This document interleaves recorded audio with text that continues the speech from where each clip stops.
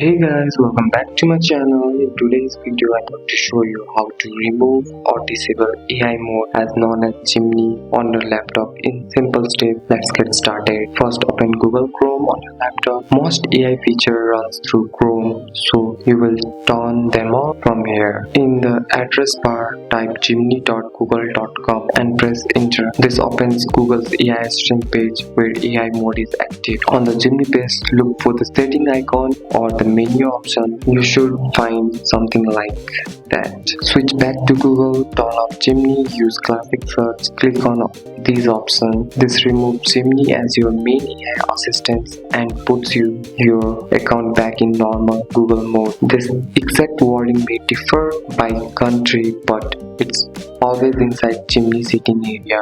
To fully remove AI feature, click on three dots on Chrome on top right corner. Click on settings, open experimental AI or AI feature, turn off everything including Chrome AI help me write smart tab organizer AI enhancement. This disable all browsers level AI tool. If you want to remove AI tracking, visit myactivity.google.com. Disable web and app activity, turn off any chimney or AI related logs. This step is optional but gives maximum control. And that's it. You are now successfully removed AI mode from your laptop.